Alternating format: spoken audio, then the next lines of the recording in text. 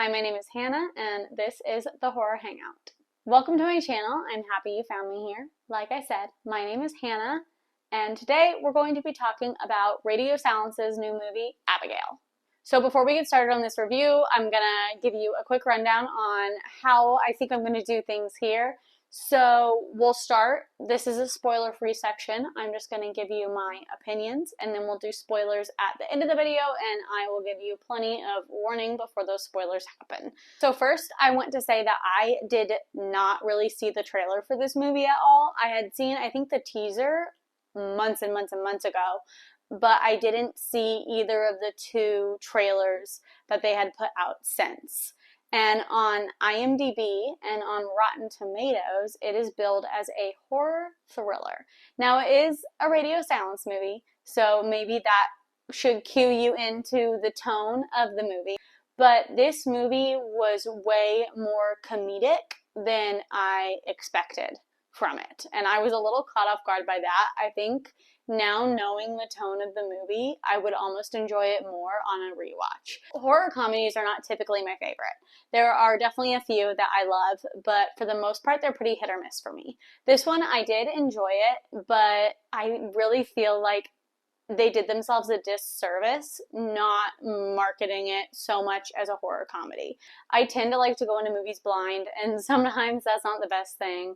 I think this was one of those times, and I have since watched the trailers, and I feel like only one of them really keys you into the comedy, but not to the full extent. There is comedy throughout this entire movie consistently, and that's not a bad thing. I just wasn't expecting it going in, and that's on me. That's my fault. That's not to say I didn't like this movie. I did like this movie. It is a fun ride. The gore is to the tens. And most of the jokes I thought did well. The actors, I all thought they did a great job. Katherine Newton was awesome in this movie. I'm a big fan of her from all the way back when she was in Supernatural, the TV show. I thought Melissa Barrera did a great job. And I thought the girl who played the ballerina, Alicia Weir, I thought she did a fantastic job. If you like horror comedy, if you like heavy gore, then this is definitely a movie for you. I would compare it in tone to Renfield from last year, which I really liked Renfield a lot. I think I liked Renfield more than I liked Abigail, but I would say that they are similar in tone to each other.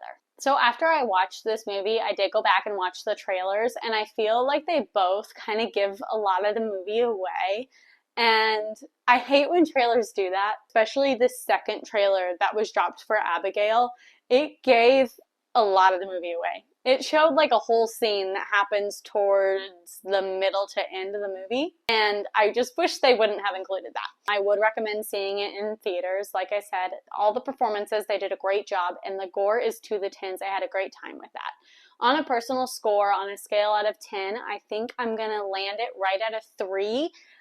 And that seems low, but like I said, I think I might enjoy it more on a rewatch. So if I do rewatch and change my rating, I will update you, and I will let you know what I changed it to. You can also follow me on Letterboxd, and I rate everything over there as well. So if it changes on a rewatch, you'll be able to see that there too. We are going to get into spoilers, and spoilers is basically where I'm just going to talk nitty-gritty little things that I liked or didn't like about the movie that could contain spoilery information. So you have been warned. So this first thing is kind of a spoiler, kind of not. They say it in the trailer. I didn't know going in, but when Melissa Barrera's character Joey says, "We've kidnapped a vampire," I thought her jump to vampire was pretty immediate, and I would have liked maybe a little bit more what the hell is going on type thing, but they were pretty much immediate vampire. Yep, okay, this is how we're gonna do it. So there's multiple scenes where Abigail is fighting them and she's dancing while she's doing it, and it just immediately made me think of Megan, and I don't think for me personally it was as executed as well as it was in Megan, and it was a lot. It was really heavy on the ballerina dancing while she was fighting. Honestly, the ballerina part of it seemed pretty pointless to me to the movie. Like, she just could have been a 12-year-old girl and it still would have been like the same movie. I guess she was a ballerina because she's really like a centuries-old vampire, so she likes old classical things. She's not truly a 12-year-old girl. For me personally, all the dancing while fighting, it was a little much. But like I said earlier, the gore was a 10 out of 10. I loved those scenes. Anytime somebody exploded, it was great. Catherine Newton's death personally was my favorite. It just out of nowhere when Melissa Barrera's character catches that light on that silver tray and she just explodes. I thought it was fantastic. I think they did an excellent job. I'm always a big fan of just heavy gore and practical effects. The scene with Catherine Newton when she falls into the pool full of bodies, that was disgusting. I loved it. I think that was my favorite scene in the whole movie. And the really last thing I have to talk about this movie is the ending. It seemed to fall a little flat for me, and I'm talking like once her dad shows up. I felt like for all of the just like hit moments that we were getting throughout that middle to end, that it just seemed to fall flat. That's the best way I can think to describe it. So the ending didn't totally do it for me.